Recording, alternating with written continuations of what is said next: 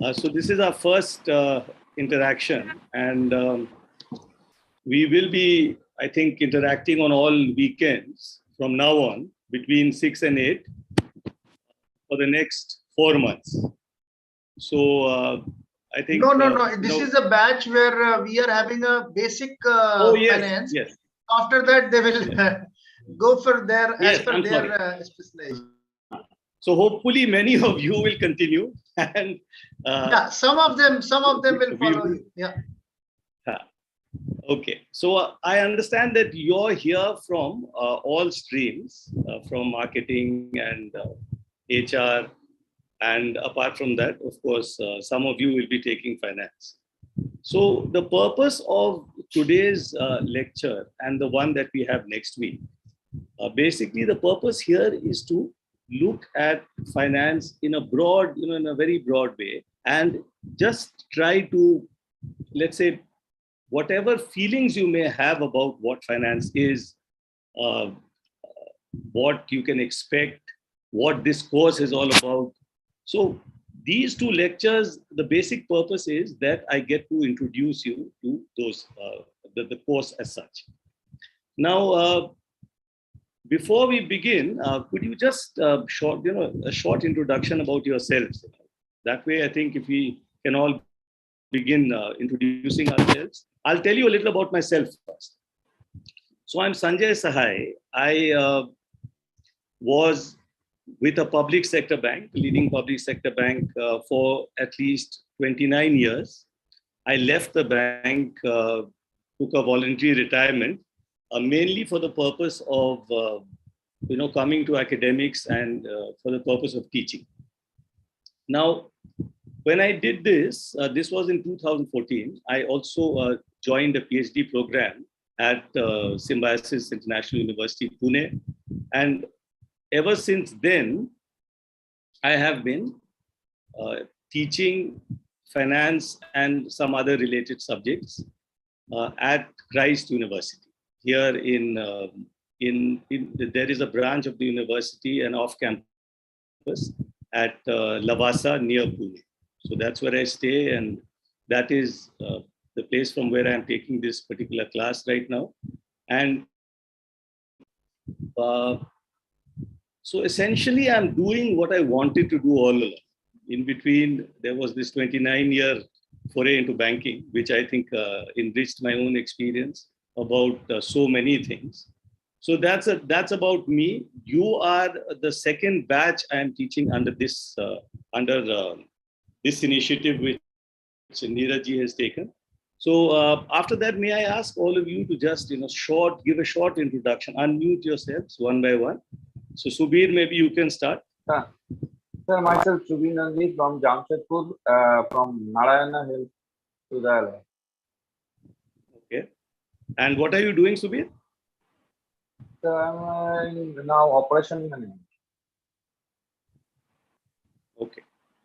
So do you have any exposure to finance before? No, sir.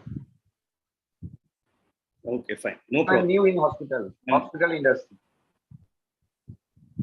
Okay, fine. Very different industry. But the point I want to make is no matter which industry you all are working in, no matter what you are doing, finance is a very much a part of our lives. So whether we speak about finance in terms of running a business, or whether we speak in terms of personal finance, I think finance is very much there. It's going to be something which you cannot really run away from. Chayan Pandey, can you tell me a little bit?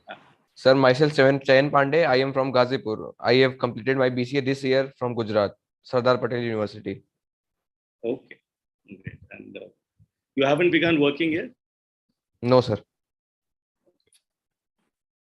And Anka, is it? Anka Rao? Hi, Sanjay sir. This is Anka Rao. I am from Andhra Pradesh. I am working as a senior consultant at CTS. So I just joined this course to how to promote myself as a lead or a manager, or what are all things I just wanted to know regarding the finance or the budget of the particular project. So how we wanted to deal with the operations, all those things. And Srishti? Good evening, sir. Good evening. Myself, Srishti Yadav. I am a BA Economics Honors student from VCW BHU, and I live in Varanasi itself. So, are you interested in finance, or is it some other stream which you are interested in? Sir, I'm interested in marketing more. Okay, fine. And Shreya? Good evening, sir. I am Shreya. I have completed my study. I've completed my master's in psychology, and currently I'm trying to establish my own business.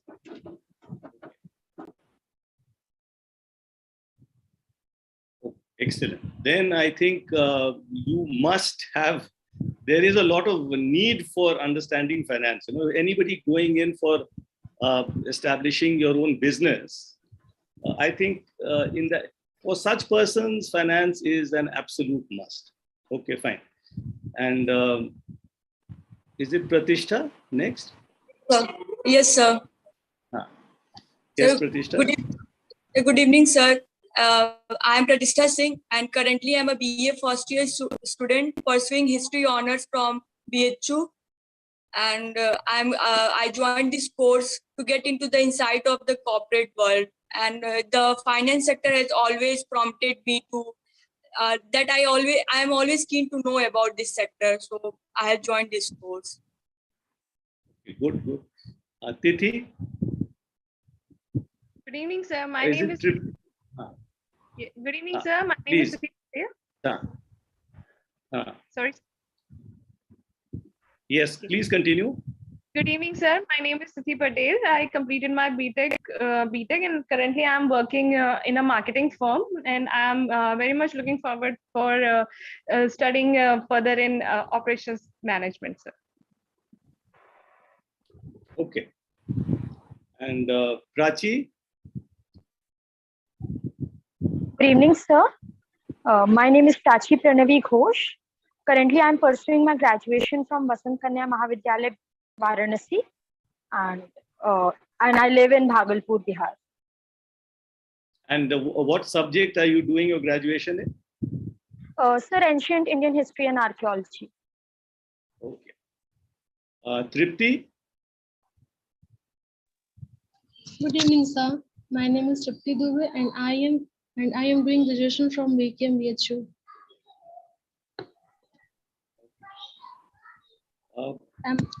Bushra? Bushra is next.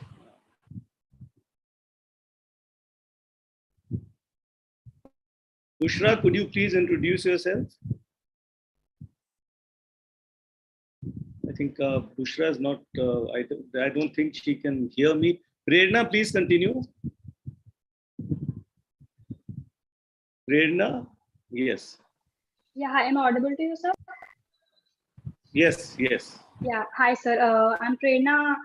I actually work as HR and admin at an event management company. Okay, fine. So I think apart from Bushra, everybody else. Bushra, can you please introduce yourself?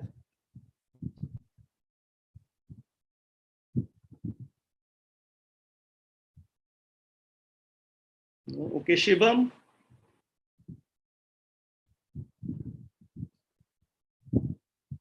Shivam, can you introduce yourself? Yes, sir, yes, sir. Please? So actually, I'm in the plant. Good evening, sir. My name is Shivam Bhagat, and I have done a BTech from Bhilai Institute of Technology, Bhilai, Chhattisgarh.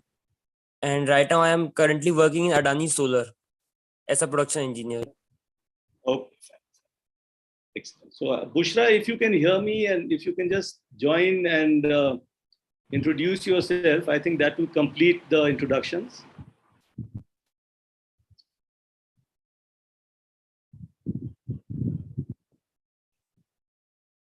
Okay, fine. I think there must be some problem there with Bushra. Fine. So let me just share my screen with you. And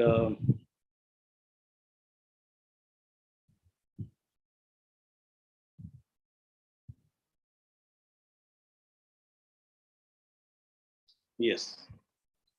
So, this course that we have, this course on financial management that we want to do. So let me first just show you, what this course is all about. And then after that, take you through some of the major topics here, which you've heard about these things. It may be of interest to you in some way or the other, and it may, sort of evoke your interest in finance. So let's just take this. So what are we going to study in this course? So the first thing that we have is a strategy and business model. So when we say strategy and business model, so the first 3 units, in fact, in the course, these are going to be about business strategy and business financing, the objective of a business, the corporate objective, those 3 things. Now, despite the impression that you may have about finance, a lot of finance is not exactly numerical.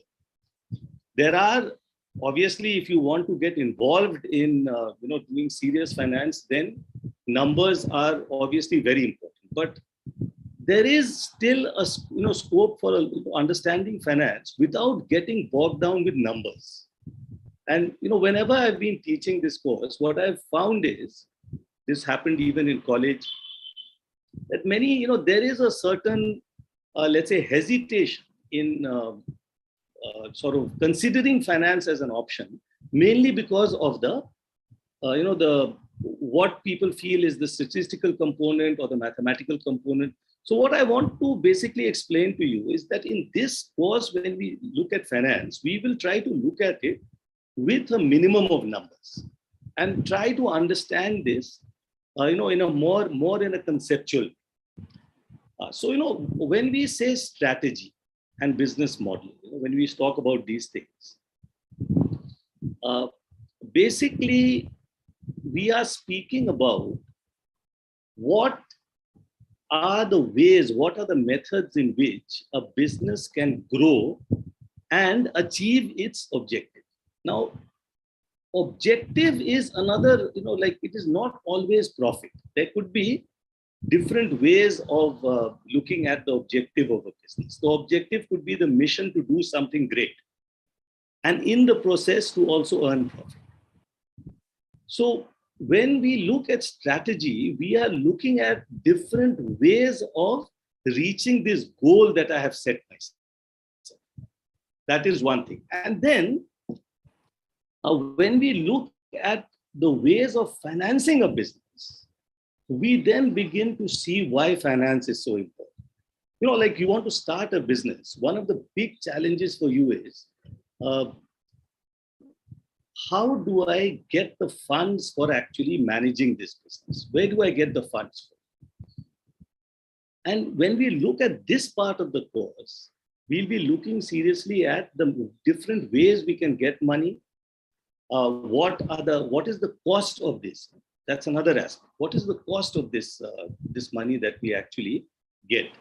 And what is good for us? Should we go for method A? Should we go for method B? What exactly should we try to do so that in the end, we have a stable source of finance, and at the same time, we do not overpay for it. It's like, suppose I want to buy a car. So I need to understand, where can I get the funds to actually buy this car? How much funds do I need? How much do I need to put in myself? And what is the cost of this fund? More or less, the same logic applies when we go for a business. Now, the next 5 units which we have here are about financial planning and wealth management. The WM is wealth management. So when we talk about financial planning and wealth management, this part is about your, a person's personal approach to saving and investment. So all of us, irrespective of what career we have, what job we have, we all have a need to save money and plan for our future. So how do we do that effectively? And when we study this, we look at two things. Number one, we look at ways of reducing risk. For example, all of us face, let's say, the risk of losing our income. There is a chance for everyone. Life itself is a risk. What happens to dependents? For that, we look at insurance, and we understand insurance, and the products that are there in insurance. Then we look at mutual funds. Now the mutual funds, equities, alternate asset classes, these three parts are different ways of investing your money. Now, when we look at each of these, what we try to do is we try to understand exactly how these three different asset classes can help you to build up wealth. Okay, so this is another part of what we'll do. And then we come to something which will definitely have some numbers. See, there's no way of teaching, things like financial statements and ratios without getting into numbers. But we'll try to keep that as simple as possible so that you understand it properly. And then we have something called an operating cycle. For those of you who want to understand how a business actually, works, and to understand how much funds a business actually needs to continue to function smoothly, this particular thing is going to be of great help. And then we come to another very core finance area, that is valuation. So what is the value of a bond? What is the value of a share? What is the value of a company? So we look at these things. So broadly speaking, we'll be dividing this course into 11 units, and we will be speaking about this in the course. So those of you who join the finance course, we'll be looking at these things in a little more detail.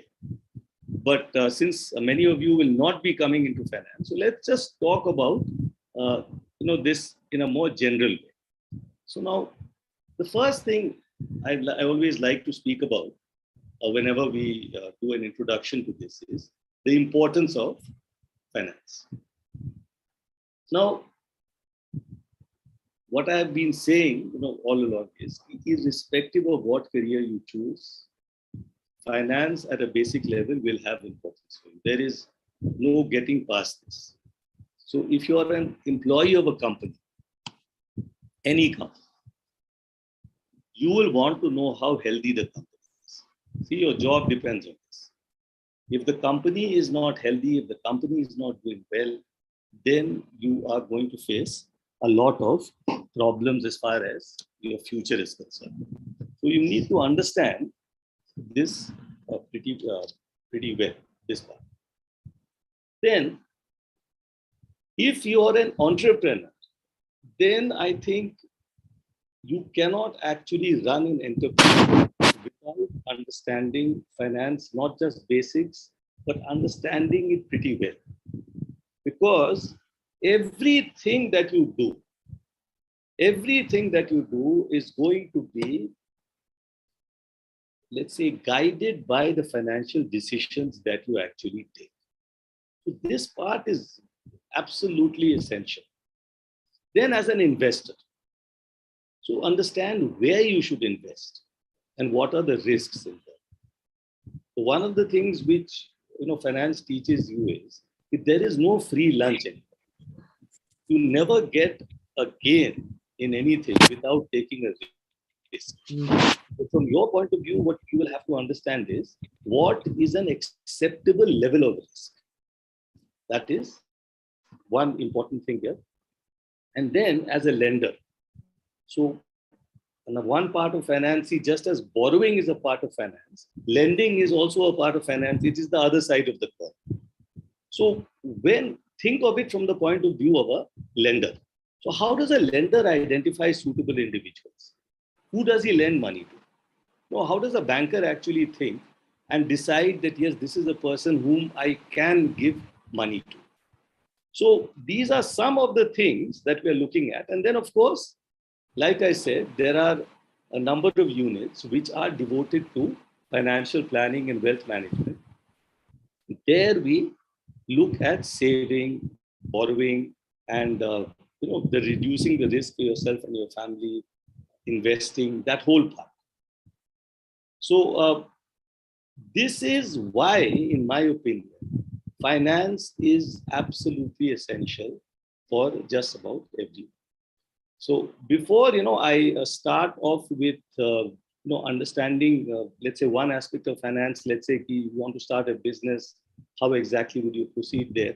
Are there any questions? Are there any thoughts which any one of you have about what we've just said?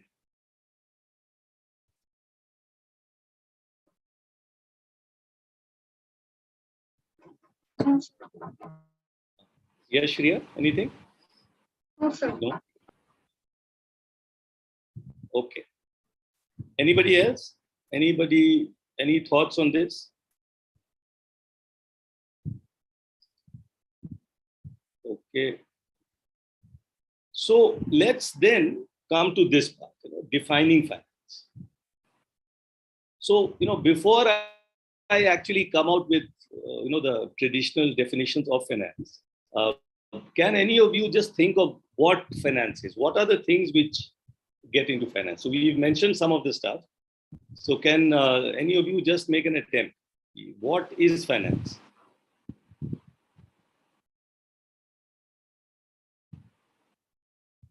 Anyone, any thoughts? Let's try to keep this a little interactive. Like if it'll be very boring if I continue to speak all throughout. So management of money. Okay, very good. Management of money. How you want to Anything else? initialize, or how you wanted to invest your money, or how you wanted to run any business. So we need a basics of finance at least. Okay, so one is investment, I think you mentioned. Yeah, one is investment and one is business. How to do business.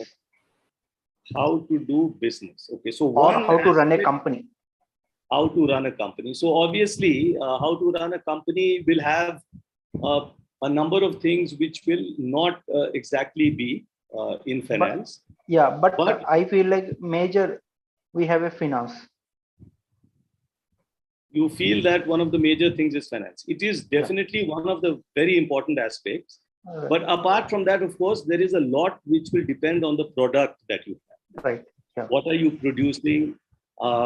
And this does the market have a need for the product that you have? Those things will also come in. And then managing your human resources. That's another part. See, whenever we speak of management, see, why are these three the mainstreams? Finance, marketing, and human resources. Because ultimately, these are the three main pivots on which the running of a company depends. But you are very correct. Everything is going to go to become absolutely useless.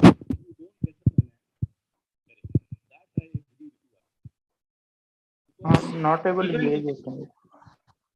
You're a little away from my. Even when you earn money, if you're unable to use that money properly, if you're unable to understand what is the difference between short term, what is finance, what is the meaning of long term finance. In banking we used to see a lot of this. As we go ahead, I will explain some of this to you. So see, management of money, one of you mentioned that, so that's where we begin.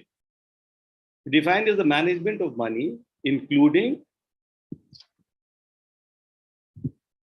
borrowing, lending, budgeting, saving, investing, forecasting. So basically, what you people have just said, that is, you have the basics. You understand what finance is all about. So it's borrowing and lending. So these are actually, two sides of the same thing. Somebody has to lend before somebody can borrow. And then for both persons, it's a big decision. For the person who borrows, the decision is the cost of borrowing okay? Am I borrowing too little? Am I borrowing too much? See, you can borrow too much also. That is another huge problem. Many businesses have gone to the dogs mainly because they borrowed too much and were unable to service the debt. So that is another aspect. Then the other aspects here: budgeting, saving, investing, forecasting. Now, each of these has particularly from this point on, budgeting, saving, investing, these three have relevance for a business as well as for you personally. Because your own, the amount of money you save, the sort of liquidity that you have, the amount of money that is available to you for whenever you want that money, all that depends a lot on how you budget, how you save, and how you invest. And for that, you have to have a basic understanding of two basic concepts: risk and return. What is an acceptable level of risk? What is the return that I should expect? These are two things which will guide all decisions with regard to saving and investing, both at a business level and at a personal level. Now, let's begin to think of this definition from the point of view of a business that is just starting. I think why I am doing it this way is, when we think of finance, for example, Anka mentioned that finance is about running a business. One of you mentioned that it's about management of money. So there is that thought in our mind. If we say finance, we are in a way thinking about some business. And how do we use finance for that business? So one way of understanding this is, let us try to start a business. Think of it, from the point of view of an entrepreneur who is starting a business. And then we try to look at how finance gets into the picture. So now this entrepreneur who's starting this business, what are the resources that he needs to start the business? And what is the cost? He needs an office, he needs furniture, he needs computers, he needs equipment, etc. So depending on the sort of business he has, he's going to need many of these things. And then once he has some figure in his mind, these are the things that I need, he then has to decide, how much money am I going to put in on my own? And how much exactly should I borrow? And there is always a distinction which a business person has to make about the investment which takes place initially, in the initial, the building, the machines, the equipment, one part. That is a big investment, which is a one-time investment. And then you need a certain amount of funds to run the business on a day-to-day basis. So Subin mentioned that he's in a hospital. He works there. So the hospital, the initial investment isn't actually setting up the hospital. Before the doctors can come in, before the patients can come in, there is a huge cost involved in actually putting that hospital and all that medical equipment in place. Once that is in place, that's my first big investment. So I have to first think, how do I get the funds to do that, if that is the business I have in mind? But once I have that initial investment in place, does my need for finance end there? No. After that, the day-to-day running of that hospital, all the overhead expenses that will come, all that is required on a rotational basis. We'll understand that in a little better as we go ahead. Then the next question will be, where do you borrow your funds? So do you borrow it from a particular investor? Do you borrow it from, let's say, a bank? Do you borrow it from, a huge group of people who are willing to buy bonds from you? There's so many different ways in which this can happen. And so this is one aspect. Now let's think of it like this. I want to start a business, and I need my factory and buildings. Factory, buildings, office. Simplest way of thinking about it. I need human resources. And then I need all sorts of equipment, tools, vehicles, all these things are there. Now,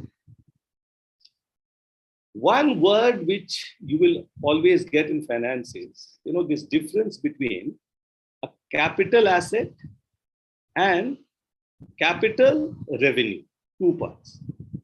This basic distinction is always there. So when we say capital assets, here we are referring to these big assets, the big investment that you make when you actually start. So if it is a factory, buildings, and this sort of thing, it is going to be a very big investment. It could be something very different. It could be maybe you're starting off with a center which requires, let's say, lots of computers or servers. So there, your main investment is going to be in computers, servers, in all the related equipment that you have. So that is an investment. Like I said, it's a one-time thing. It goes into it. You are not going to get this back in a hurry. It will take time. This is one aspect. So this is a one-time investment. And then, where do I get money from this? I have to get money from persons who will not demand this money back immediately. You see the relevance of this? If I get this from someone who wants the money back within 1 year, will I be able to repay that whole amount in 1 year?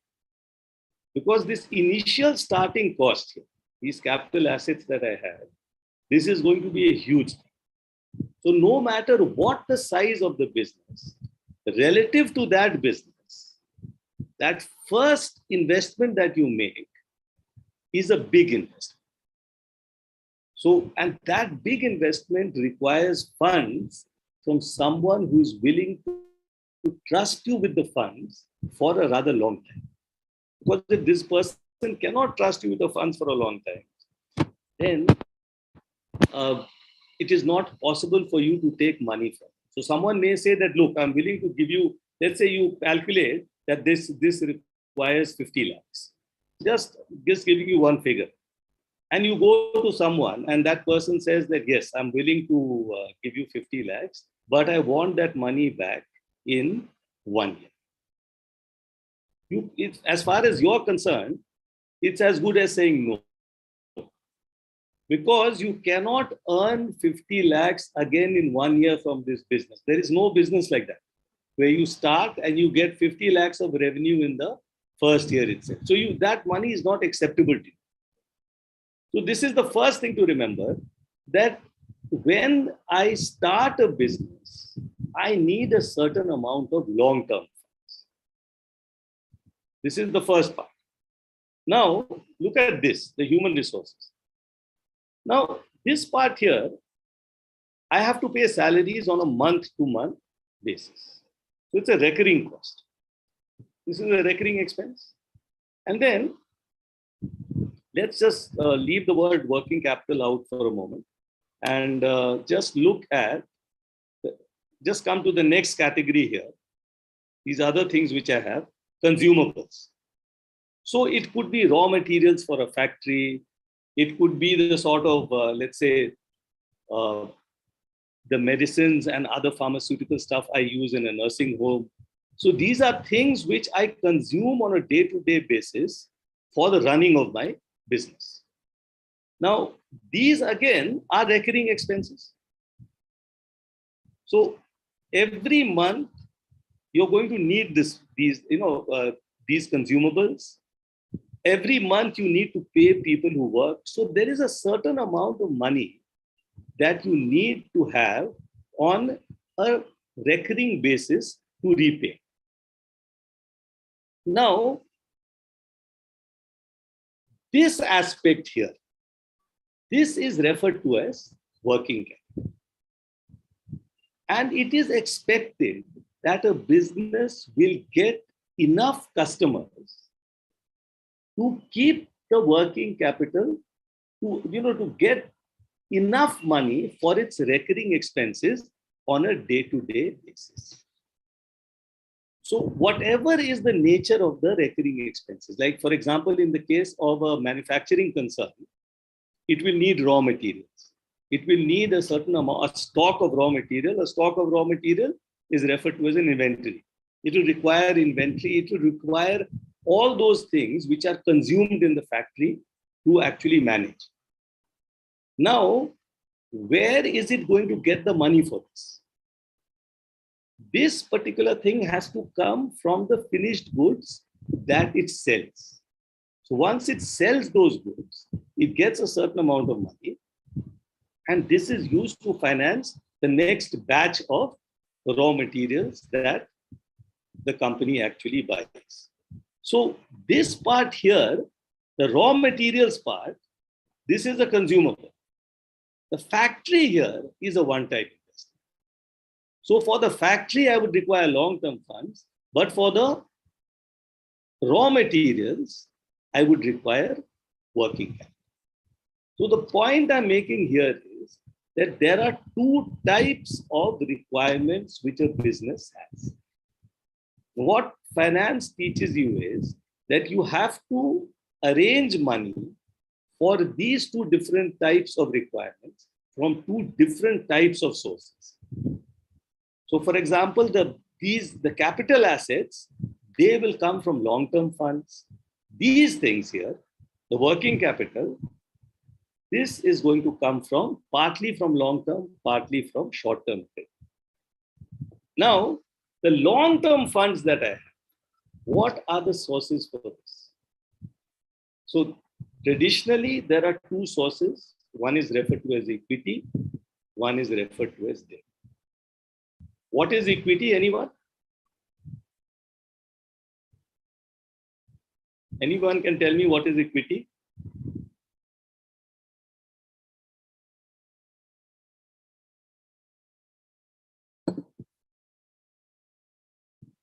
Have you heard the word equity?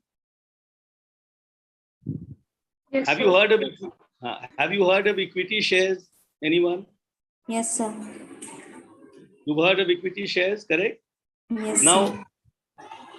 What is an equity share? Any idea?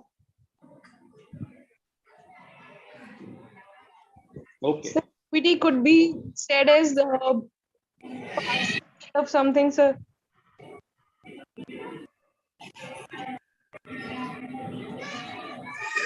Can't hear you. Can you say that again, please? Be impartial, like being shared equally among everyone. Like if we are considering two partners in something, like this thing is. Please do not confuse it with equal. Okay. So, equity Yes. means, sir, if you want the loan for our business or anything, so we are taking the shares of that company. We are taking the part of that company. We are taking the some part of the company, and we are getting the money in spite of that. It is equity is a part of ownership. Okay. I'll get back to you, Shivam. Yes, Srishti, what were you saying?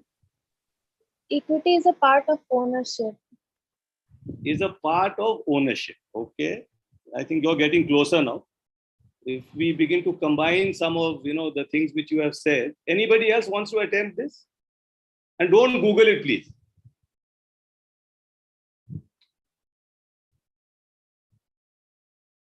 Okay, I think I've tormented you enough. Let me just get back to this. Now, see, when you have a share in something which belongs to you entirely, let's say that I have a house. Let's say, from a company, let us just begin to think about, I own a house. Now, in financial terms, what is my equity in this house? What is my ownership level in this house? It is 100%.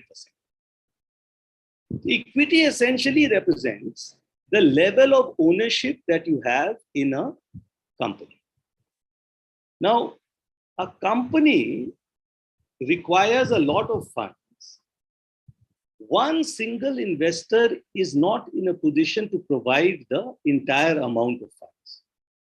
So what we do is we divide the requirement. Let's say I need 1 crore. So what I do is, let's say I divide this into 1 rupee shares. I need 1 crore people. Each of them, if they contribute 1 rupee, I will get my total share capital of 1 crore. This is just a wild example. Now what happens is, each of those persons who gave that 1 rupee, they own the company to the extent of the share that they have. That means to the extent of 1/100th of the company. You get the idea? So, like a stakeholder. Like a stakeholder, yes. And what is the extent of the stake? The extent of the stake is the amount of money that you contribute. If you have contributed 1 rupee and the total is 100, you own the company to the extent of 1/100th of the company. So the stock market that we have, which is selling shares, those shares are equity shares. Why are they equity shares? Because to the extent, the number of shares that you own, to that extent, you are owning the company also. So if I buy shares in Reliance, if I buy 100 shares, so 100 shares out of the total lakhs and lakhs of shares that Reliance has, that amount is owned by me. I own that company to the extent of the 100 shares that I have in proportion to the total number of shares that the company has issued. You get the point? So this type of equity, this type of investment in a company by buying equity means that I am becoming an owner of the company to the extent of the shares. So I am not lending money to the company. Please understand the difference. I am not lending money to the company. I am becoming a shareholder. When you are becoming a shareholder, you are becoming a part owner of the company. And if you are a part owner of the company, the biggest thing for you is you do not have a right to get your money back. This may shock you. But the company will never return your money. If you buy shares of Reliance, you cannot ask Reliance to give you back that money. You understand this? Any company, if you buy its shares, you do not have the right to ask the company to give the money back to you. Because you have not borrowed, you have not lent money to the company. The company has not borrowed from you. You have bought a part of the company. You are a small owner of that company. And therefore, your chances of making money depend on how well that company does.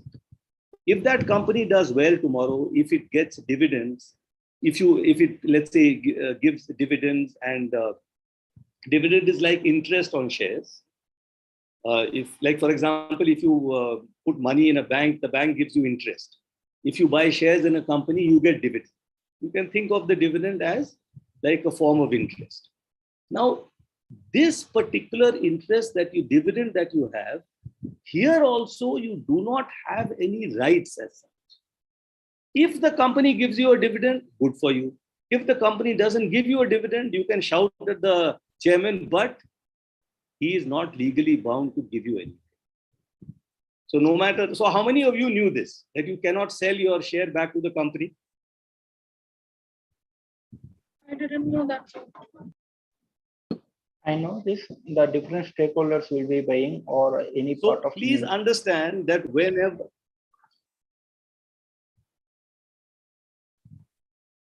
please, can you repeat that again?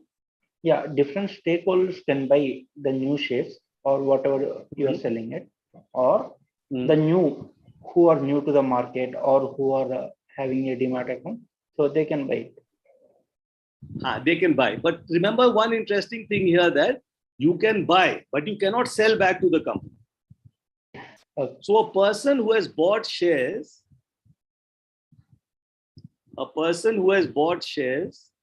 what is the option that he has? If he wants his money back, what will he have to do? You have to sell to other. Let's say I buy an equity. Yes, yes. Not stakeholder, you say shareholder or investor. The best word to use here is say investor. Stakeholder is a different thing. So we'll understand the stakeholder concept later, but stakeholder basically, now let's just discuss that part immediately. Stakeholder is a person who has some interest in the well-being of the company. Now, this stakeholder could be someone who has invested money in the company. It could be someone who works for the company. It could be a supplier of the company who makes regular supplies of materials to the company. So employees are stakeholders. Different suppliers are stakeholders. In many cases, even the whole community is a stakeholder, because let's say that a nuclear power plant is set up. It's a company. Now, if that plant is polluting the entire area, then the community itself in that area is impacted by the pollution. So they also have a stake in the well-being of that company. They have to make sure that that company is well run. So stakeholders is generally refers to all those different types of persons who have some interest in that company. The interest may be financial. It may be an employer-employee relationship. It may be a buyer-seller relationship. It can be any of these things. Or it could simply be by being located near the company. So we all know of so many companies in India which have polluted the environment, where villagers have gone to court against the company, because the villager there is the stakeholder. Now, his life is at stake. If the whole environment is polluted, his whole life is at stake. His health is at stake. So they have taken these matters to courts, and the court has closed down such industrial units. But when we say shareholder, we are talking only about those persons who have bought a little share in the company or a number of shares in the company. These shares are known as equity shares. What do they represent? They represent a certain ownership in the company. So one source of money for long term is that I tell people about what I want to do with the company, what is the area in which I want to operate, what is the product that I will produce, what is the market size that I have. That means how many people are likely to buy this, what is the profit margin that I have. And then on that basis, I tell people that, look, we are going to do very well. Become part of us. Give us your money. We'll give you shares. As we grow, we will keep giving you more and more dividends, and you can stay with us. If you don't like us, there will be many other people who will be ready to buy the share from you.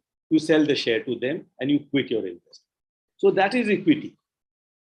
So remember, in equity, the advantage is that it is the safest form of finance, in the sense that person who is giving you the money cannot demand it back. Number two, you will only be giving him dividends when you make a profit. If you don't make profit, you are not required to pay a dividend. If the shareholder, the equity shareholder, is not interested, he will sell your share to someone else. If your company doesn't do well, the value of the shares will go down. That is a different story. But this is equity. Now, what is debt? Debt is easier. Can someone tell me about debt?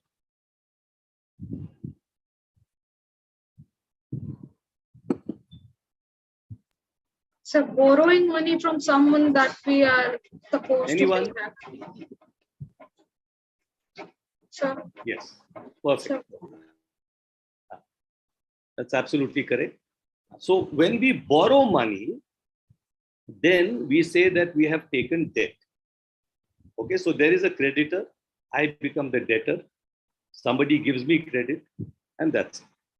Now, a bank, for example, is a very good place to get debt. This is one example.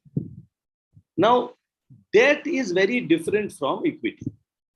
When I take debt, when I take a loan, or let's take it this way, when I give a loan, suppose I am giving a loan to a company. I cannot, of course, give the loan to a company like a bank, but I can give a loan by buying a bond of the company. The company, just like it issues shares, equity shares, the company can also issue something called a bond. What is a bond? A bond is a borrowing made by the company. The company is saying, lend money to me, we will give you 8% interest or 9% interest, some amount of interest. We will pay this to you without fail every year. And after 5 years, we will return the entire money. Just like when you go to a bank for a loan, what does the bank say? That you pay installments to us, you pay our interest, make sure you repay the entire loan in so many years. So similarly, in a bond, it is reverse. The company is saying, lend me money, we will pay you interest, and after so many years, we will return the money. So you are lending money. The company is, in this particular case, becoming your debtor. And you are giving credit to the company.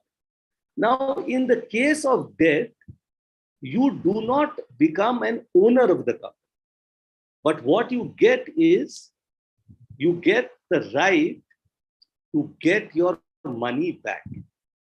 You get the right to a fixed rate of interest.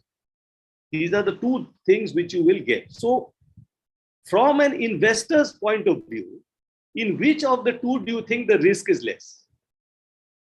Suppose you had to buy a bond or you had to buy a share. Your personal risk would be higher in which case? If you are a shareholder or if you are a bondholder? So shareholder. Okay, good. And anybody else? I too thought the shareholder. Shareholder? Okay, yeah. 2 for shares. Anybody for debt? Risk is higher in which category? Shares or loans? Sir, bonds. Or bonds? Debt bonds. Bond, the risk is higher. No, sir. Bond is risk is low. Sir, debt. Share risk is high. Share risk is high, correct. In the case of a debt, see, look at it now from the company's point of view. If a company gets debt, the chances are that it will get it at a lower rate than equity. Because the person who takes risk, they also expect a higher return. So when a company takes, let's say, debt, it will probably, the cost will go down. I'll show you later on that there is a tax benefit also.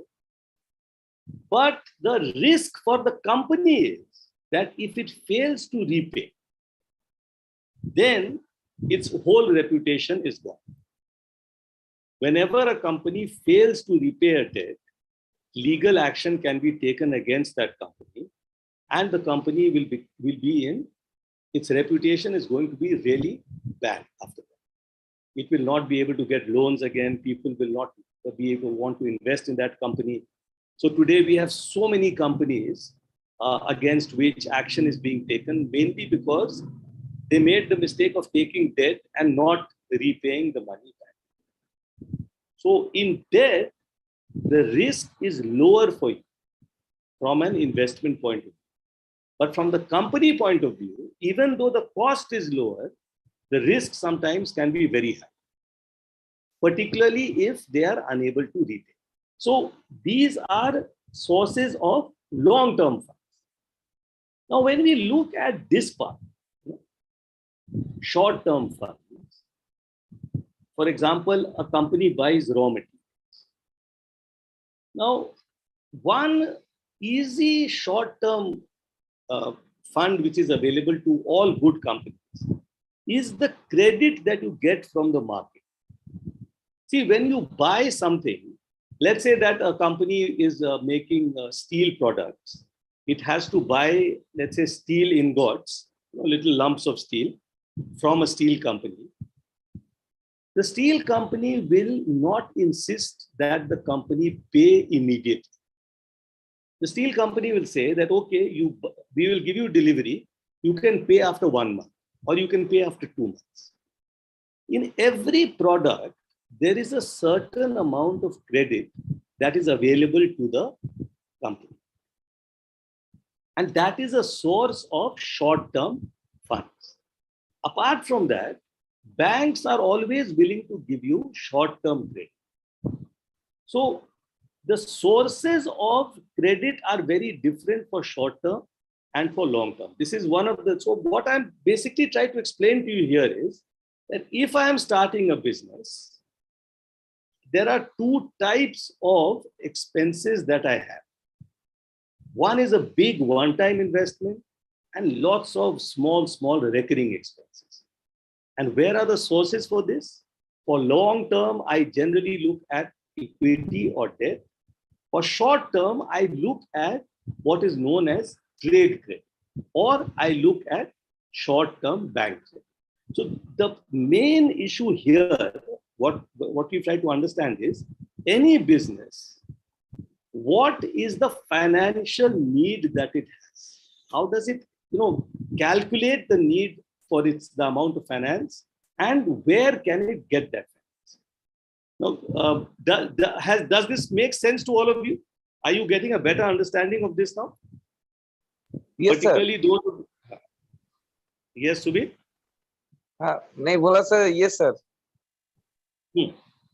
Thank you, Subir. Anyone else? Are you getting a good idea of this part? Yes, sir. Is there anything, any question Yes, that sir. you have?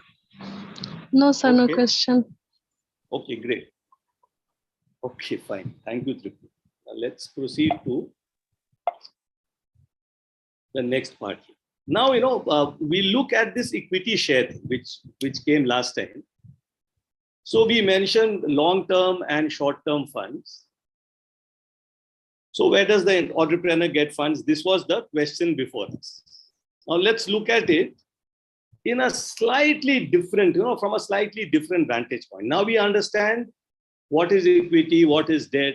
We understand one is long-term, what is long-term, what is short-term. So now let's try to look at this from a slightly different angle. So let's take the case of a promoter. A promoter, that means someone who is starting a business, that entrepreneur is also referred to as a promoter. Now, there can be a case where he uses only his own funds. So think of this circle as the total funds which a company has. And in this case, green circle, 100% of the funds are brought by the promoter. Okay? So this is one type of business. The total money is brought by the promoter only. He has not asked anybody else to invest. He has not borrowed anything, no debt, 100% equity, and that too 100% equity owned by the promoter. This is one model. Okay. Now, as this expands, this promoter needs more money. So he thinks, why don't I, take a little share of my company and sell it to some shareholders? So think of it like this. He takes this chunk, this whole green chunk was there. He takes this little red chunk here, and this he sells as equity shares. So basically, a number of people, let's say in this particular case, he gets some rich individuals and he tells them, look, you buy a certain chunk of my company. Give me money, I'll give you shares. You buy, say this is about roughly 25% of the company.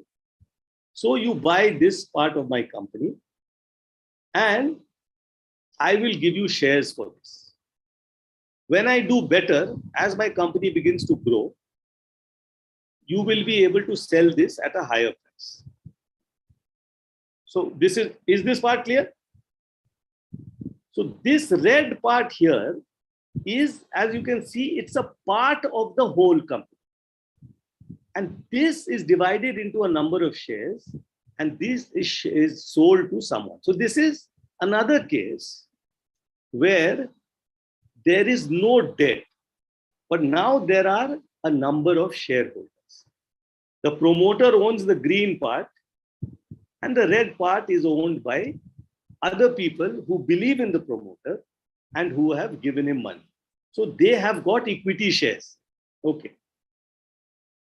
So 100% equity still, if I were to look at where is the money coming from? So the money is coming from shareholders. Most of it is by the promoter, other is by other shareholders, but everything is basically equity. Only there is no debt at all. So this is the first point here. Now, second, I take the same thing and now I begin to take loans. So now what happens is, I try to take this and I divide this into three parts. So I have the owner's equity. So it used to be 100%. It came down to, let's say, about 75%. I now reduce it to 51%. This is entirely the owner's equity. This red part here, think of it as the blue part here. These people own this. And the remaining part, here I have basically this part of the funds is brought through loans. So the total capital that the company has out here, 51 plus 19 plus 31. So equity is 69, debt is 31. Out of this, 51 belongs to the promoter, 19 belongs to equity shareholders, and 31 belongs to, let's say, bondholders or to banks. These are the different sources of money which the company has. And like we mentioned in the earlier slide, these are all long-term. Think of all these as long-term. Now, what are these different pie charts that we have? This one, and this one. In technical language, we call this capital structure. Capital is the funds. What is the structure of the funds of the company? Or in other words, where is the money coming from? In the first one, the money came entirely from the promoter. In the second case, money came from the promoter plus a few investors. And in the third case, I had the promoter, I had the investors, and I also had some people who had lent money to the company. So this concept is known as capital structure, understanding where the funds comes from. So the capital structure right here tells you where the company gets its funds from. It answers the question, what is the proportion of equity and debt? See, equity is these people have shares in the company, they are owners of the company. And debt is they have borrowed money, they are creditors. They have lent money to the company, they are creditors of the company. So the rights of each of these, like we explained, are different. And this is what this whole slide, what I've really tried to explain to you, is that when we use a word like capital structure in finance, what are we talking about? This is what we are basically referring to. Is this clear to all of you? Yes, sir. Yes, sir. Yes, sir. Yes. So if somebody asks you what is capital structure, you will be able to give them a small lecture on capital structure. Now, we'll give you a chalk. You can go to the board You can draw that circle and you can make these 3 circles in your own way, in your own proportions, and you can explain to people, look, this is what capital structure is all about. This is what finance is all about. One aspect. So I want to start a business. Where do I get my money? These are some of the ways of getting money. Okay. Now, sorry. Okay. Now let's look at, just a point of general interest. Can the capital structure of the company change? Remember in this slide, we said that capital structure is about the proportion of equity and debt. This part was equity. You can consider owner's equity and shareholders' equity as, it's referred to as shareholders' equity or shareholders' capital. Okay, this whole part. And this is debt. But can this change? Does this change? In the normal course of business, does this change or not? This is the question that I'm asking you. Now, the short answer to this is yes, it will change. It will always keep changing. As you make profit, it will change. As you take more loans, it will change. As you introduce more shareholders, it will continue to change. So capital structure is not, like when we think of a structure, we think of something that is absolutely fixed, something which is stable. So remember, in capital structure, it is not stable. When the company starts, it is like that, what we showed you, the red, blue, and green. But when we come to, as it grows, the proportions will continue to change. I'll show you a practical example from a real company also. So one way it can change. Okay, let's come back to this slide. See, even here, look at the way it has changed. Here, 100% of the capital was brought by the promoter. Here, 2 persons have come in, but from a technical point of view, even here, equity is 100%, so no change. But when I come to this slide with 3 slices, unequal slices, but there are 3 slices here. The green slice here represents debt. So a change has already happened. Going ahead, there will be more changes. We'll see how. Suppose I issue fresh shares, it will change. Now the next question is, what happens to the profits? Suppose your company is actually very successful and you begin to get profits. Some of that profit, what you do is, you give it as dividend to all those equity shareholders. People had given you money to start your company, to run your company, and now you want to repay them. So you give them dividend. Like I said, think of dividend as the interest you get for investing in the company. You have bought a certain amount of shares in the company. Let's say you have put in 10,000 rupees. So now the company wants to give you dividend. Let's say it gives you 800 rupees as dividend. So the company is giving you some money. But the company may keep within the company some of the profits that it has earned. And that, whatever it earns, where do we show this profit? And how does it change the capital structure? We look at that. Are you people understanding this, what I'm saying? Yes, sir. Or should I try to explain? Yes, Tripti, you were saying something? No, sir. Okay, Shreya, anyone? Are you getting the point I'm making here? See, a company will make profit. Okay, understand it like this. If the company is successful, as the company runs from year to year, it will make some profit. And when it makes profit, this profit will either be added back to its capital or it will be distributed to the shareholders as dividend. So you can take that profit that you have earned and you can distribute it to all the shareholders that you have as the reward for investing in my company. or you can retain some part of the profit so that you can expand your company, and the remaining you can give to your shareholders as dividend. There are two options that you. This, I think everyone is clear. No? I hope this point is clear. If I have capital, if I make a profit, I have two options. Either I use it to build up my company more, to expand my company, or I use it to give a reward to my shareholders.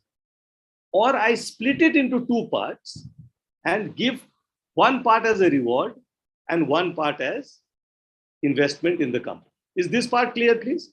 All of you? Yes, sir. Okay. Then let us look at this. So let's say that this total amount, this big circle, the entire circle, blue and yellow, represents the profit earned by the company. Let's say that the company earned a profit of 100 crores. It did very well. And it decides to pay out to the shareholder 50%. That means 50 crores of the profit that it earned, it will give to shareholders as a dividend. So I will take the number of shareholders. I will take 50 crores, divide by the number of shareholders, and whatever is the amount per shareholder, that I will give to them as dividend. So everybody is happy about it. The other part, this 50%, I decide to keep within the company so that I can buy some new machines, I can expand the company, I can spend more on research. Whatever way I think the company can do better, I'll do that. Now, for the purpose of understanding where it goes, this 50% or 50 crores in this case will be added to the shareholder equity of the company. That means it has become part of the equity. It is not part of debt. Obviously, you have not borrowed this. So what is the other thing it can be? It is equity. So that is why profits are called an internal source of equity. So when I see equity shareholder, where do I normally get it? I get it from an investor. I ask people to buy shares.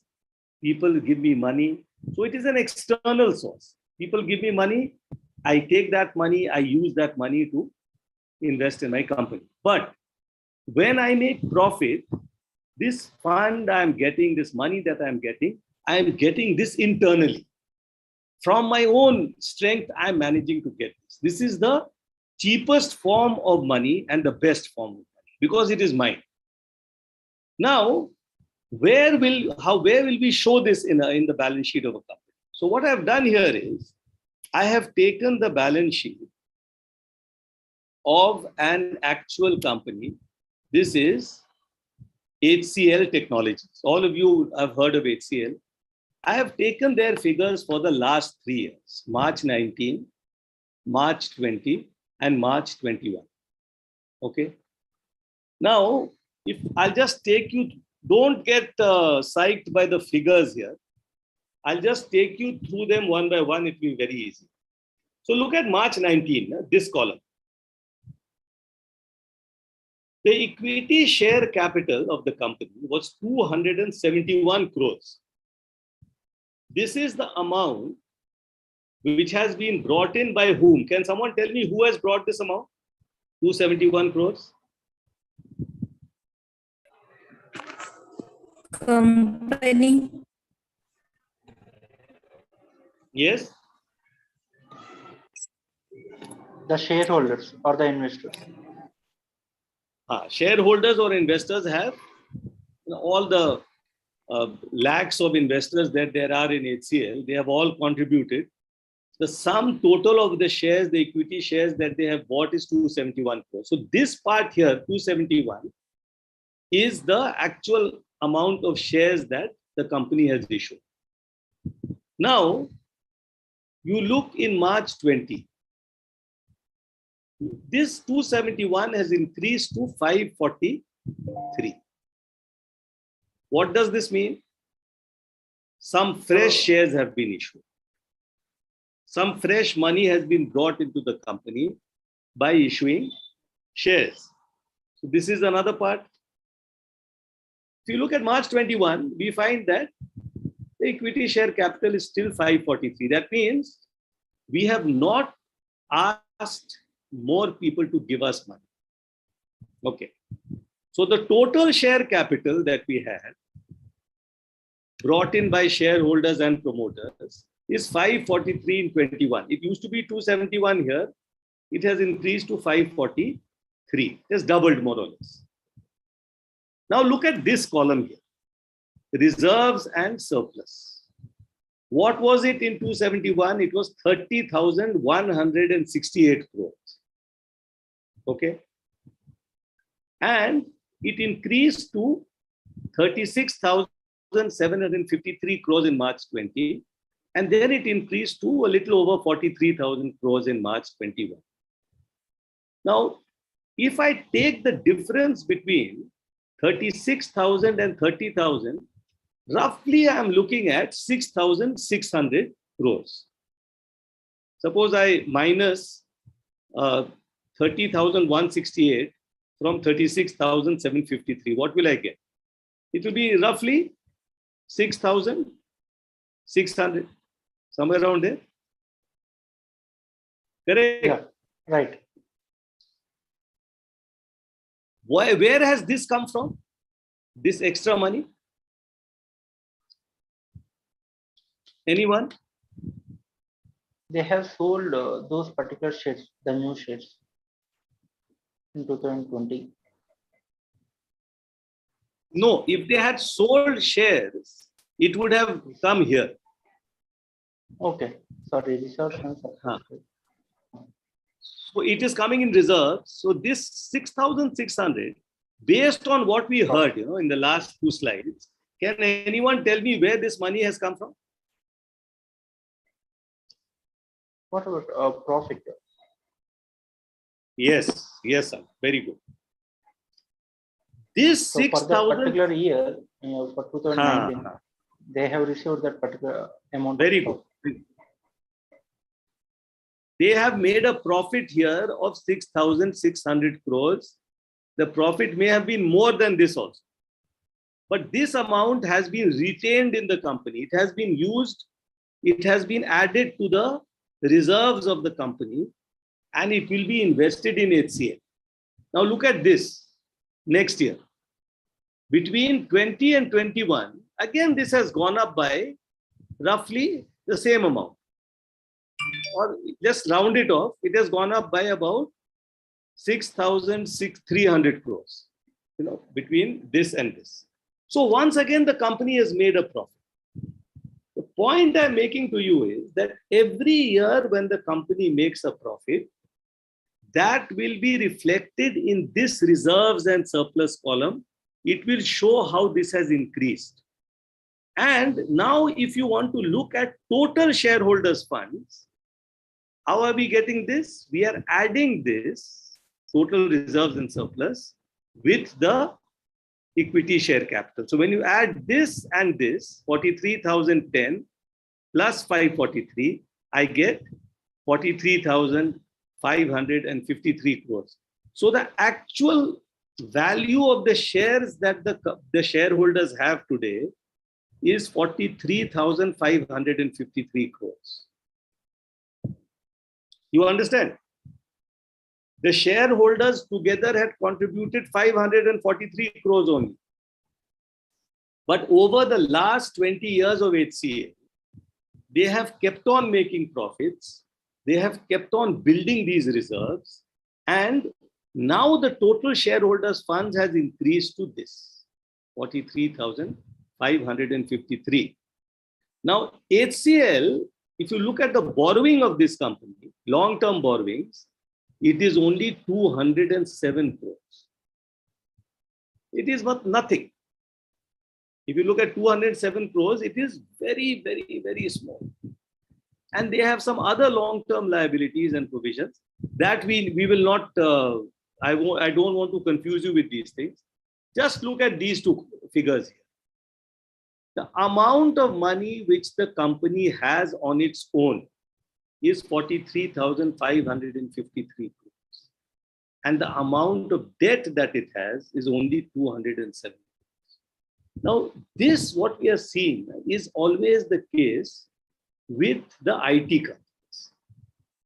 And can anyone tell me why this is the case in IT companies?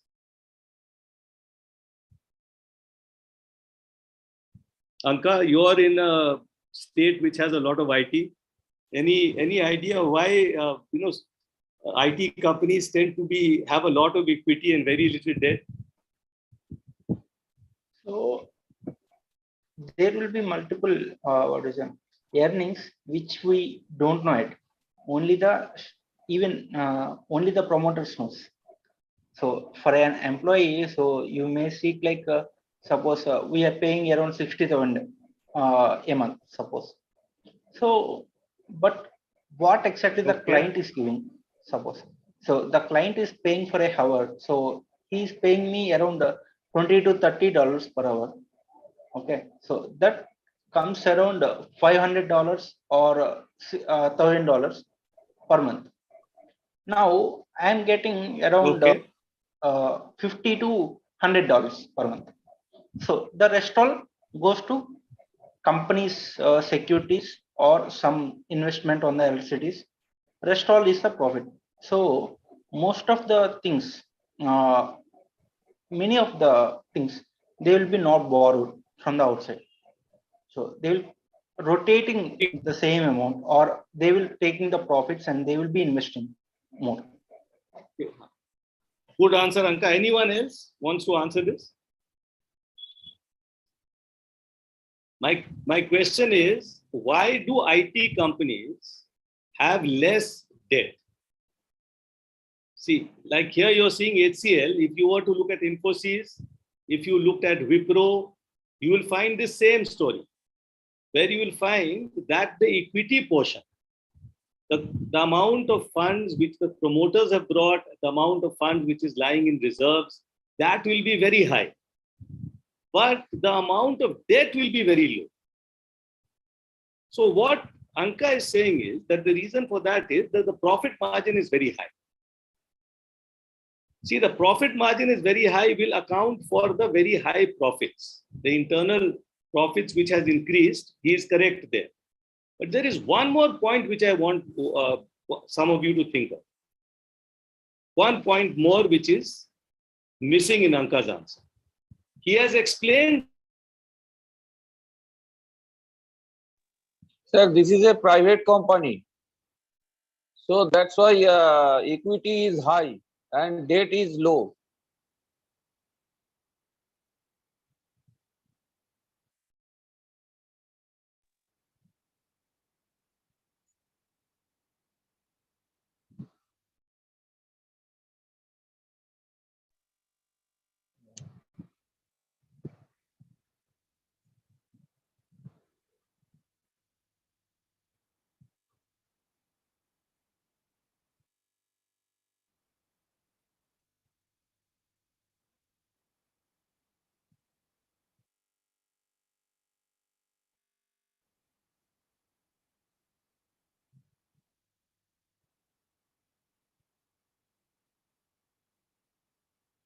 Sanjay sir, you are on mute. Okay. Can you hear me now? Yes, sir. Yes, sir. Yes, sir. Okay.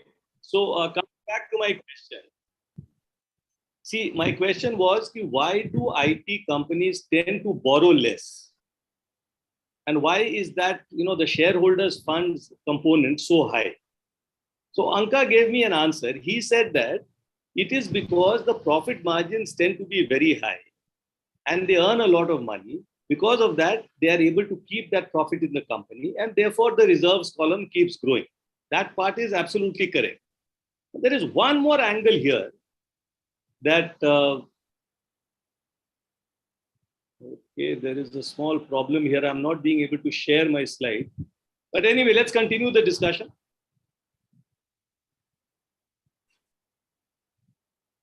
Can anyone suggest another reason. Someone answered that it is a private company. Because of that, the shareholders are high and the debt is a little low. And, no. Yes, sir. I don't know who is that, but someone answered. Sir, yes, I am told. No, Subir, that will be wrong. That is a wrong answer.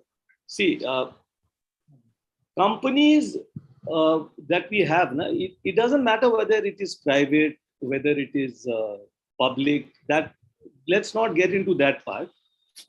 Let us think again about that first slide that we saw, where we said that equity and debt are sources of long-term funds. Okay. Now, why do I need long-term funds? I need the long-term funds mainly because I need to invest in those assets which the company, those starting assets, like we said, factory, buildings, all those things. Those are huge investments. Now, in the case of a IT company, see, it doesn't need a factory. It needs space. It needs computers. So the initial starting cost, that initial capital investment of the company is less. Since it is less, it needs to borrow less. See, what is the main asset of an IT company? It is not the buildings that it has. It is not even the computers or servers that it may have. The main assets of an IT company are human assets. The programmers that it has, the coders that it has, those people. So because of that, and for them, they are paying salaries. Like Anka said, they are just being paid on a month-to-month basis. So they are paid salaries, so that is not a problem at all. The only thing is, they have a good profit margin. Their initial investment cost is very low. Therefore, they take little debt. And since they take little debt, the debt remains low. That is actually the answer which I was expecting. I think I'll need to tell Neeraj. But I feel like, hello? Yes, please. So if the company ends the profit, okay, so the company repays the debt. So I have seen in the news or something, so that is a debt-free company, or when we are yes. Yeah. So because of that too, so the debitors will be less. Yeah, you're right. You're right. It is very possible that a company has a large amount of debt initially, and then as it makes more and more profits, it keeps repaying the debt. That point is absolutely correct. But just consider this point also, that the initial investment in a service industry will tend to be less. Suppose you're setting up a steel plant. Just imagine. You're setting up a steel plant or you're setting up a power plant. Huge investments are involved. And it may not be possible initially to get so many investors. So at that point of time, your borrowing will tend to be high. You may have to issue bonds. Many more people will invest in, will become bondholders.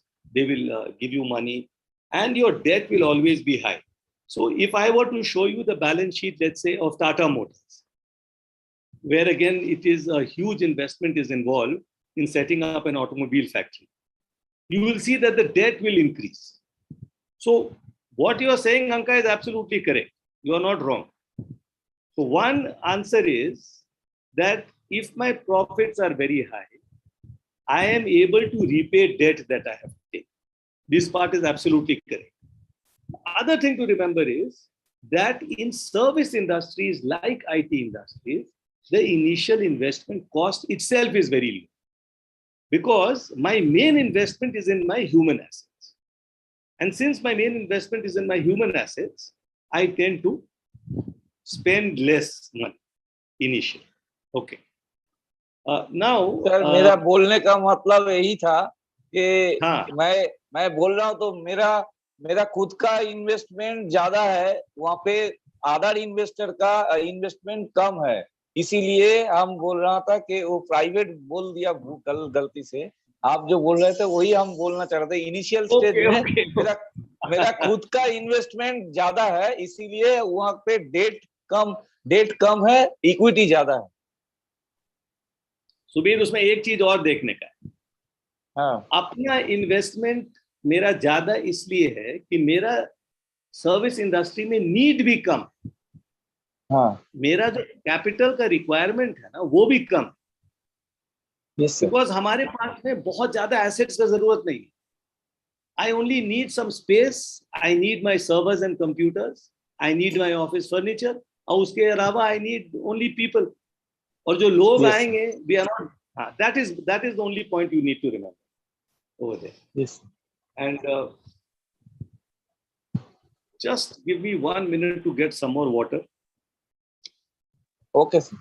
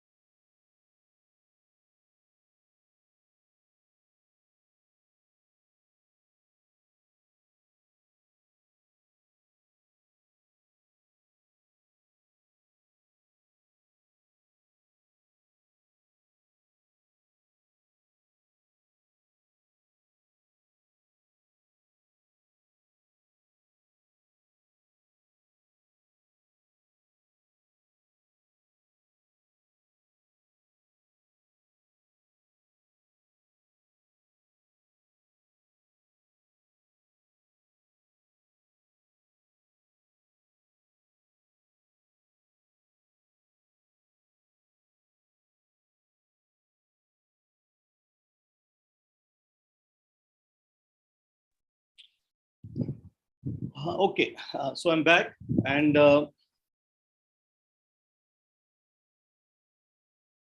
so now that we understand this, let me just take you to the next slide.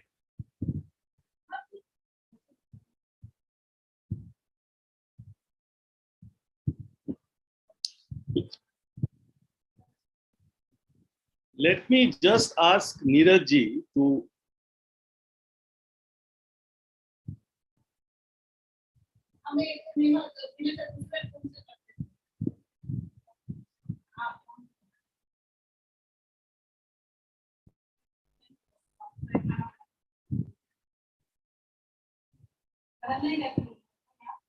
just give me a minute.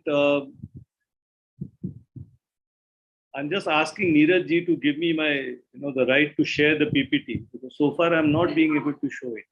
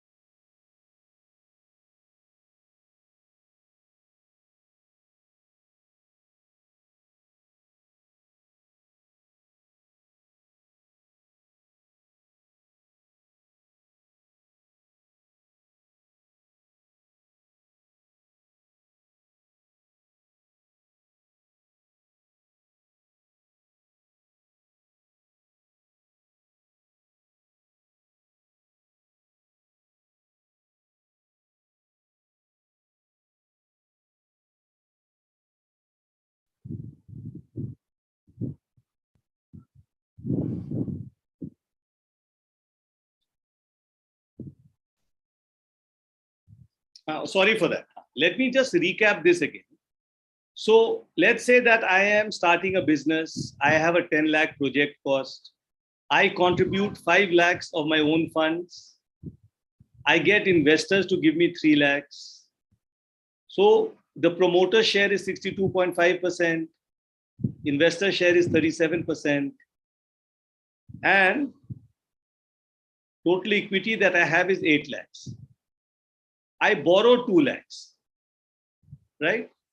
So in this way, I'm able to get a total of 10 lakhs. So in my capital structure, what do I have? I have 80% is coming from equity, 20% is coming from debt. This is what we discussed so far. Now, the next thing which comes logically is, what is the cost of this capital? If I refer to the funds that I have used, equity and debt, what is the cost? See, whenever we say finance, somewhere at the back of our mind is this feeling cost. What is the cost? So the next thing, an easy way to, I'll just try to show this to you as easily as possible. What is the cost that will happen or that a company will incur? कितना खर्चा होगा अगर वो equity लेता है या अगर वो debt? This is the thing to remember. First thing to remember is the company decides on its capital structure. How much equity it will take, how much debt it will take. This is a decision which the company will make. So in this example which I had shown you, 80% was equity, 20% was debt. Now remember, both equity and debt have a cost. Just because interest is not being paid on shares does not mean that the equity share is free of cost.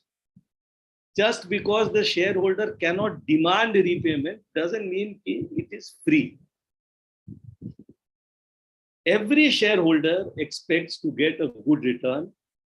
And since, like we said, the risk of the shareholder is higher, he expects to get more than what a debtor gets or what a creditor gets.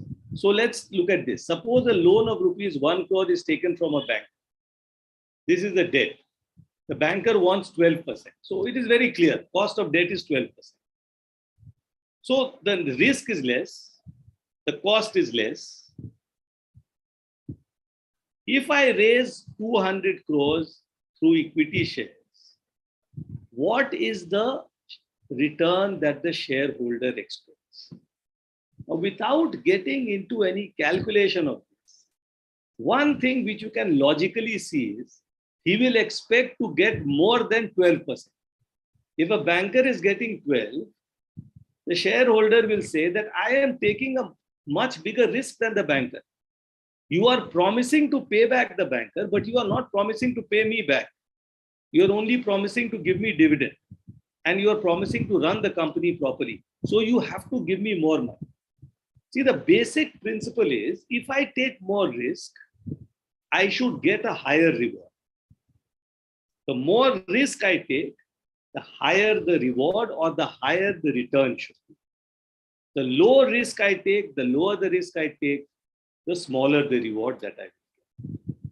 So this particular thing, if you do not give a good return to the shareholder, what will happen is that the share value of the company will drop.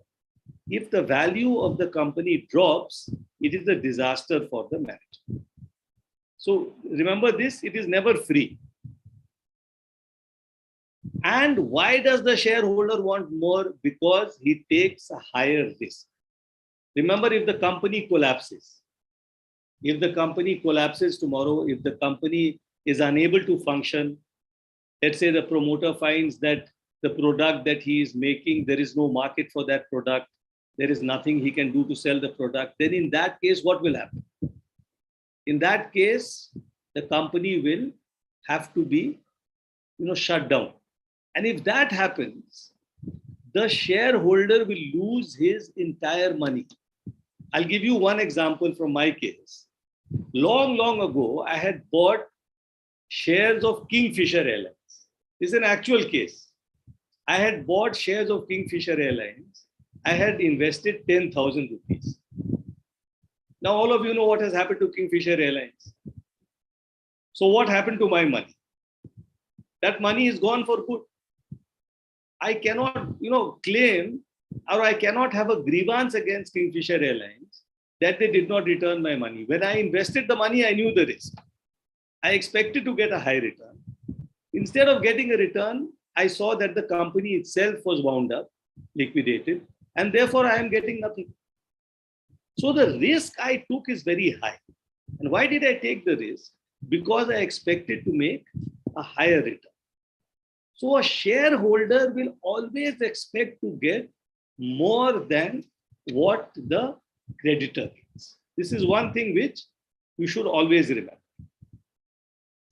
By and large, a reasonable return for the shareholder is about 20%. He expects to get somewhere around this. Even if he gets, let's say, 15, 18%, he might be okay. But he expects to actually get a fair return would be about 20% because of the risk that the person is taking. Now, how do we calculate this cost of capital? So let's say that I take company A. Now, we understand what capital structure is. So in that background, I am trying to show you this. So see, this is one type of structure. Look at this column only, amount column. The shareholders have contributed 2,000. You can think of crores, lakhs, anything. They have contributed this. And the company has borrowed 1,000.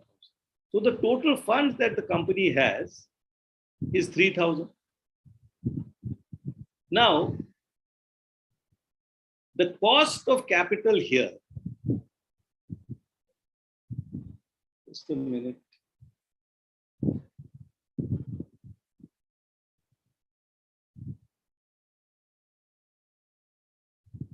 Okay.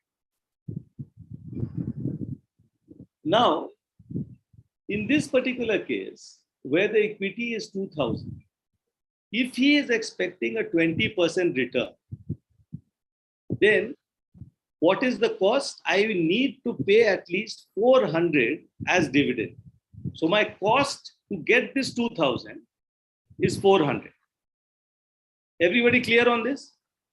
If the shareholder is expecting a 20% return from me, and I declare a dividend, and that dividend is 20%, then I am going to pay 400 rupees as dividend.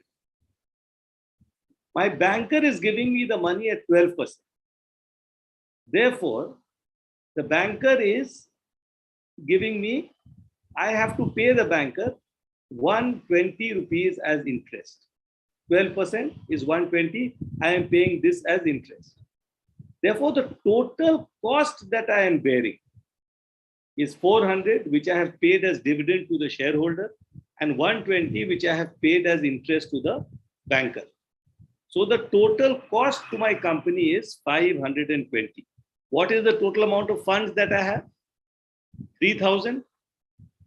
I have paid 520. What is the cost of capital? If you just divide this, you will get 18%. So what am I seeing here? The total cost of capital for this company is 18%. So this company has to earn more than 18% profit, at least. Its return has to be higher than 18%. Otherwise, it will not be profitable. Just keep that in mind. Now look at this company B. Company B has done the reverse. They have brought in less equity and they have taken more loans. So 1,000 has been brought in by the shareholders and 2,000 has been taken as debt. For them also, the total funds at their disposal is 3,000. But the cost here is different. 1,000 at 20%, the cost is 200. 2,000 at 12%, the cost is 240. So the total cost for 3,000 is 440. And 440 is the total cost here for 3,000, that is 16%. Here it was 520 for 3,000, so 18%. What is the basic thing that is coming out here? Is that if you take debt, you will generally have a lower cost.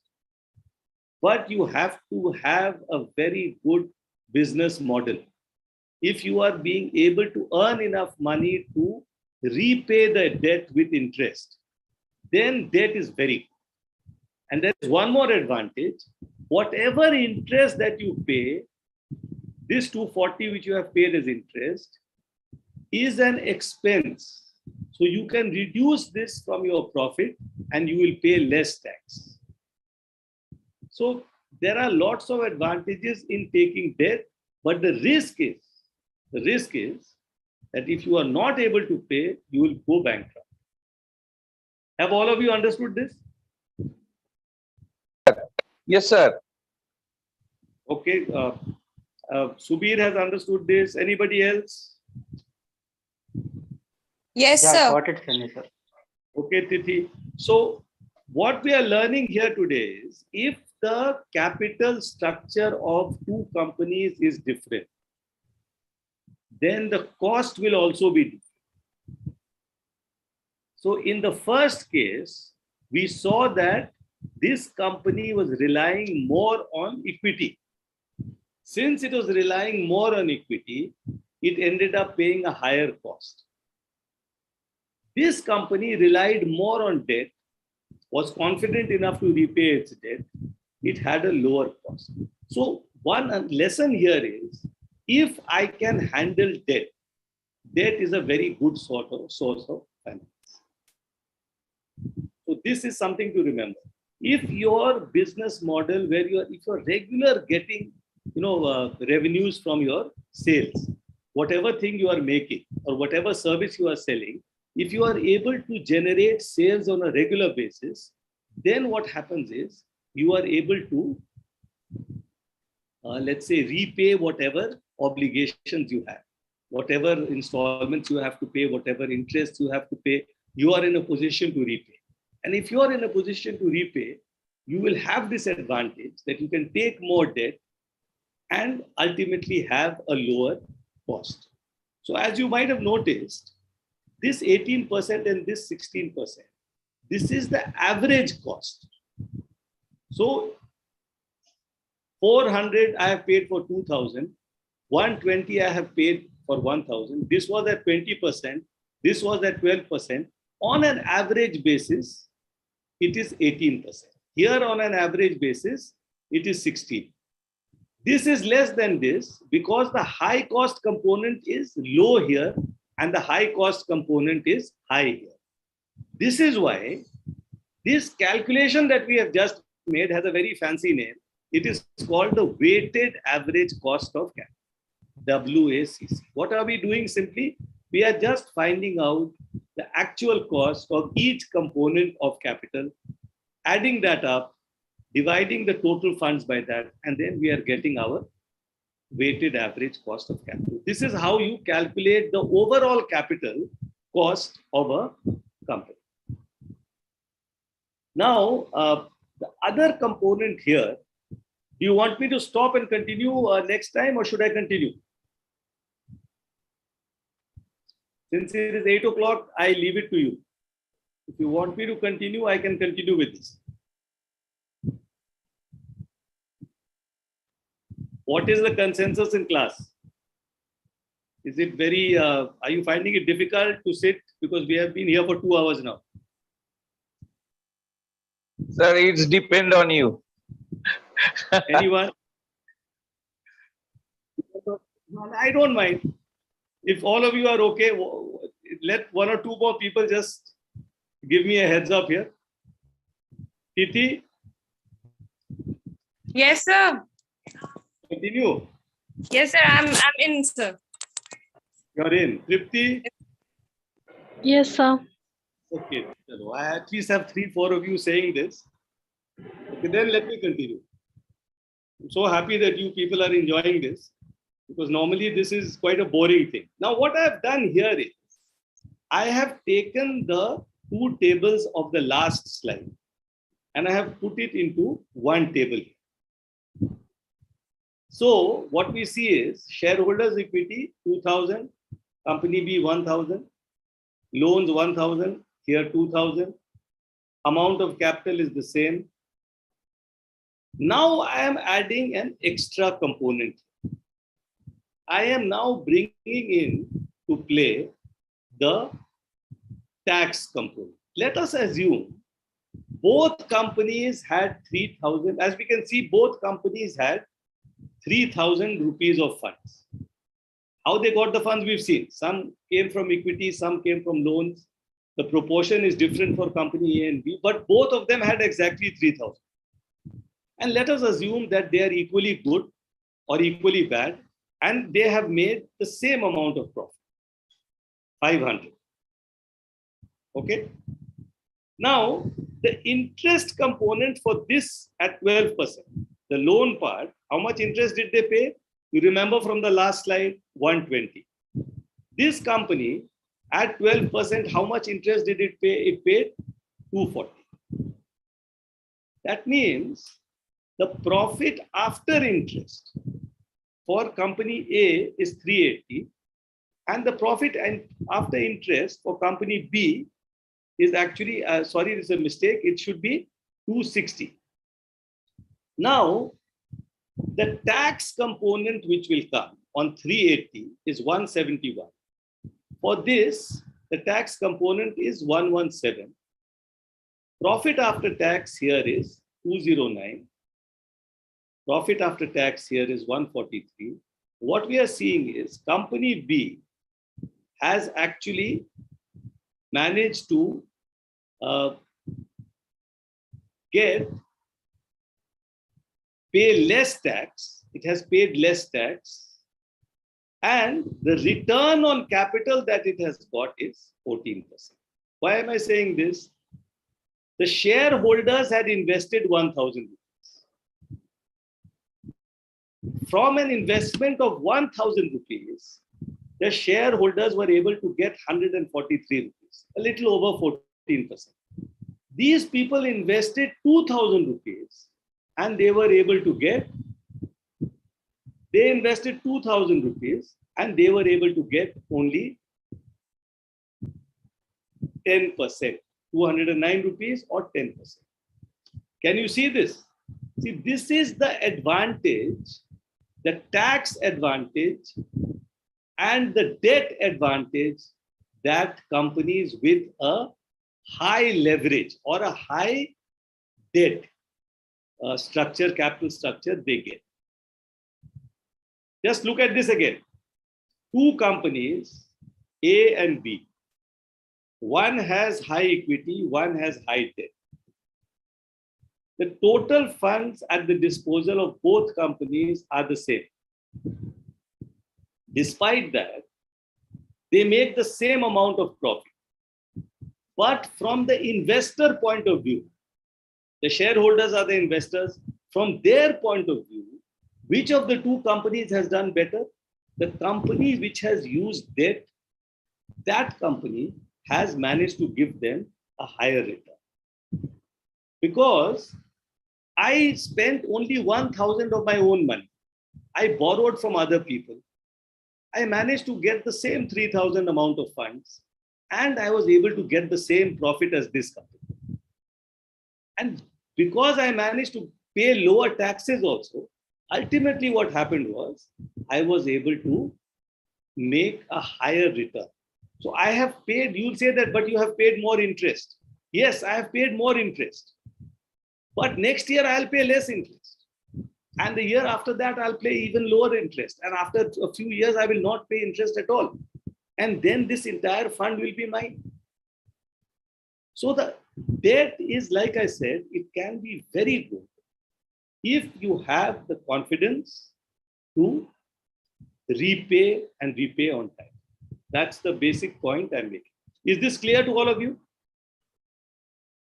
Yes, sir. Yes. So this point here is, so there are two things to note here. You understand capital structure.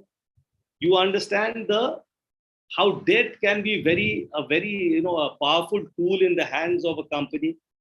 and how debt gives you a tax advantage. These are the three things basically which you should understand from this particular slide here. Now, after this, see, we are reaching a place here now where the topic is changing. So what I suggest is that we will continue this in the next section, this finance and accounting part, and we'll close at this point today. I think all of you have been very, very, I would say, patient. You have listened to this this very dry subject. You know, finance is never a very interesting subject that way, but all of you, many of you from non-finance backgrounds have actually been very patient today. Thank you for that. We will continue with this discussion and the next time. But so far, tell me, are you enjoying this? Is it okay? Is it very boring? Yes. Yes, sir. Yeah. Enjoy the class. Thank you. So in that case, we'll meet again on Saturday, next Saturday, and we'll continue with this discussion. Next time, of course, we'll get into finance and accounting. And since that will be the last part of our introductory lecture, so I'll try to see if I can summarize a few more of the units for you in that. Okay. Thank you, everyone. Okay. Thank you, Thank sir. you, sir. Good night, sir. Pleasure interacting with you, sir. Yes, Titi? It was a pleasure interacting with you, sir. Thank you so much, Titi. Thank you so much. Bye.